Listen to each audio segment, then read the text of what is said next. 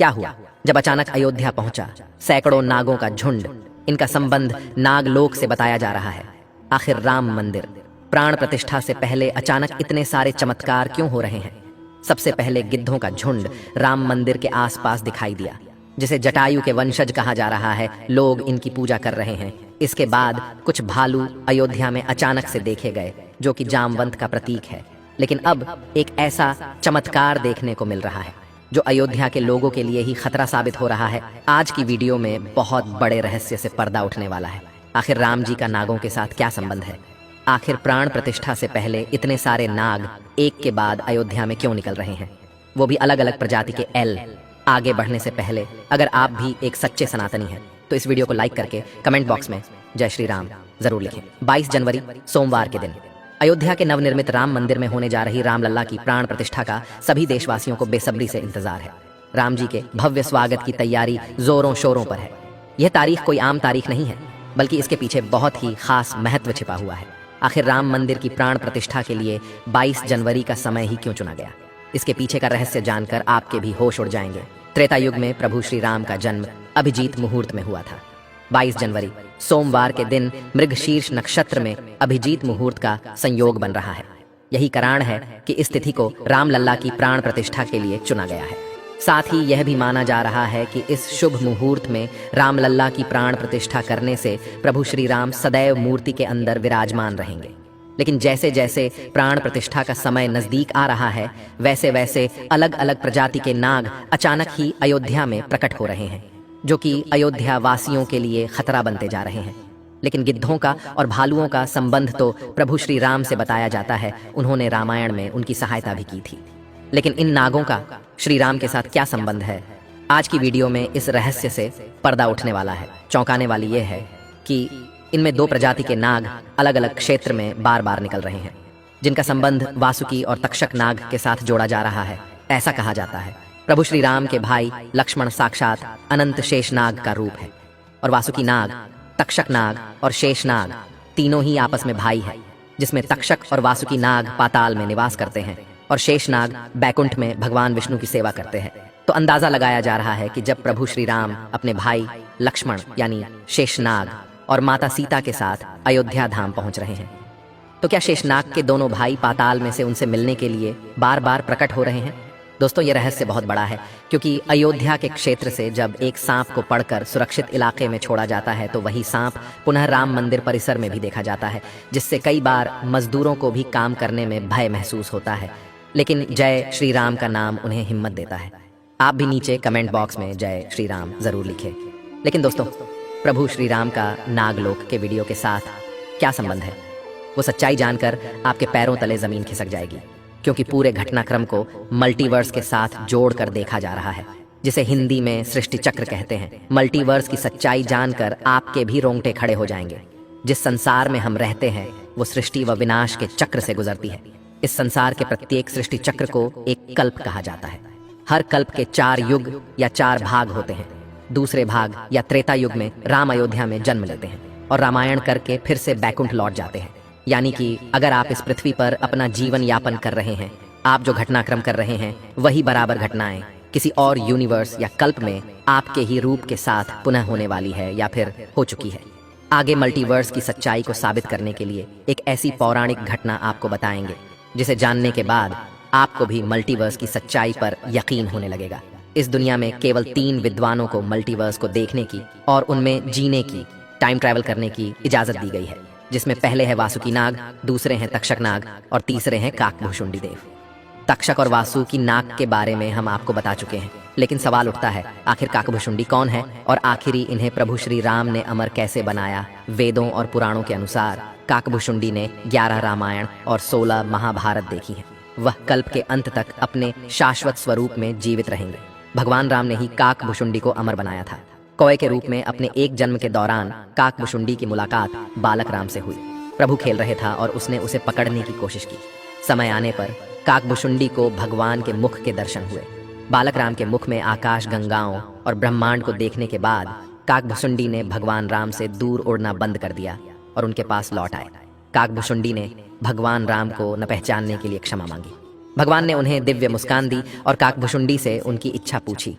काकभुशुंडी ने कहा कि वह भगवान राम के प्रति अपनी भक्ति हमेशा हमेशा के लिए करना चाहते हैं। काकभुशुंडी के प्रेम और समर्पण से प्रसन्न होकर भगवान राम ने उन्हें आशीर्वाद दिया कि काल काकभुशुंडी को नहीं मार सकता और वह इस कल्प के अंत तक जीवित रहेंगे, जिसके बाद सृष्टि के 27 चक्रों तक जीवित रहे। उन्हें अमरता का वरदान प्राप्त हुआ। वे कौवे के रूप में जीवित रहे क्योंकि उन्हें भगवान राम के निकट रहने का अवसर मिलता। जब भी भगवान राम का जन्म होता है वह अयोध्या जाते हैं और भगवान राम को एक बच्चे के रूप में बड़े होते और खेलते हुए देखते हैं। यह भी हो सकता है काकभुशुंडी अयोध्या में भी हाल फिलहाल मौजूद हो और राम मंदिर के निर्माण कार्य को अपनी आंखों से देख रहे हो, यानी कि यह तीनों विद्वान अपनी मर्जी से किसी विकल्प यानी यूनिवर्स में जा सकते हैं, टाइम ट्रेवल कर सकते हैं। और अयोध्या में अचानक से नागों का पाया जाना, वो भी राम मंदिर प्राण प्रतिष्ठा से पहले, तो इनका संबंध भी वासुकी और तक्षक नाग से लगाना गलत नहीं होगा। इन नागों के दर्शन मात्र से भक्तों का उद्धार हो जाता है। लेकिन कई लोग होंगे जो अभी भी मल्टीवर्स यानी सृष्टि चक्र को मानने को तैयार नहीं होंगे।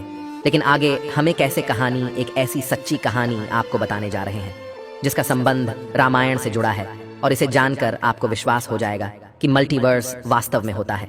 जिस तरह दुनिया में आने वाला हर इंसान की मृत्यु निश्चित होती है, उसी तरह इंसान रूप में जन्म लेने वाले भगवान के अवतारों का भी इस धरती पर एक निश्चित समय है। वो समय समाप्त होने के बाद उन्हें भी अपने प्राण त्याग करके अपने लोक वापस लौटना पड़ रहा था। उसी प्रकार भगवान श्री राम भी इस लोक को छोड़कर वापस विष्णु लोक गए। भगवान श्री राम के मृत्यु में सबसे बड़ी बाधा उनके प्रिय भक्त हनुमान थे, क्योंकि हनुमान के होते हुए यम की इतनी हिम्मत नहीं थी कि वो राम के पास पहुंच चुके। लेकिन स्वयं श्री राम से इसका जो हल निकाला वो मल्टीवर्स यानी सृष्टि चक्र के साथ जुड़ा हुआ है। एक दिन राम जान गए कि उनकी मृत्यु का समय हो गया था। वह जानते थे कि जो जन्म लेता है उसे मरना पड़ता है। उन्होंने कहा कि यम को मुझ तक आने दो, मेरे लिए वैकुंठ, मेरे स्वर्गिक धाम जाने का समय आ गया है। लेकिन मृत्यु के देवता यम अयोध्या में प्रवेश करने से डरते थे, क्योंकि उनको राम के परम भक्त और उनके महल के मुख्य प्रहरी हनुमान से भय लगता था। यम के प्रवेश के लिए हनुमान को हटाना जरूरी था, इसलिए राम ने अपनी अंगूठी को महल के फर्श के एक छेद में से गिरा दिया और हनुमान से इसे खोजकर लाने के लिए कहा। हनुमान ने स्वयं का स्वरूप छोटा करते हुए बिल्कुल भंवरे जैसा आकार बना लिया और केवल उस अंगूठी को ढूंढने के लिए छेद में प्रवेश कर गए। वह छेद केवल छेद नहीं था, बल्कि एक सुरंग का रास्ता था जो सांपों के नगर नागलोक तक जाता था। हनुमान नागों के राजा वासुकी से मिले और अपने आने का कारण बताया। वासुकी हनुमान को नागलोक के मध्य में ले गए, जहां अंगूठियों का पहाड़ जैसा ढेर लगा हुआ था। वासुकी ने कहा, यहाँ आपको राम की अंगूठी अवश्य ही मिल जाएगी। हनुमान सोच में पड़ गए कि वो कैसे उसे ढूंढ पाएंगे, क्योंकि ये तो भूसे में सुई ढूंढने जैसा था। लेकिन सौभाग्य से जो पहली अंगूठी उन्होंने उठाई वो राम की अंगूठी थी। आश्चर्यजनक रूप से दूसरी भी अंगूठी जो उन्होंने उठाई वो भी राम की ही अंगूठी थी। वास्तव में वो सारी अंगूठी जो उस ढेर में थीं सब एक ही जैसी थी। इसका क्या मतलब है? वह सोच में पड़ गए। वासुकी नागबाले, जिस संसार में हम रहते हैं वो शुरू भी होता है और प्रलय के साथ उसका अंत भी हो जाता है। प्रत्येक कल्प में चारों युग आते हैं और समाप्त भी होते हैं, और हर सतयुग के अंत में एक वानर इस अंगूठी का पीछा करता है और पृथ्वी पर राम मृत्यु को प्राप्त होते हैं।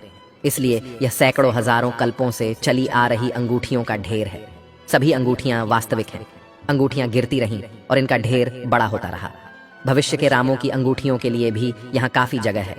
हनुमान जान गए कि उनका नाग लोक में प्रवेश और अंगूठियों के पर्वत से साक्षात कोई आकस्मिक घटना नहीं थी। यही मल्टीवर्स का रहस्य था। यह राम जी का उनको समझाने का मार्ग था कि मृत्यु को आने से रोका नहीं जा सकेगा।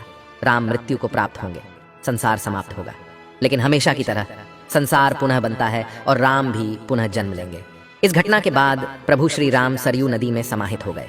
उनके साथ अयोध्या का एक एक वासी भी सरयू नदी में समाहित हो गया।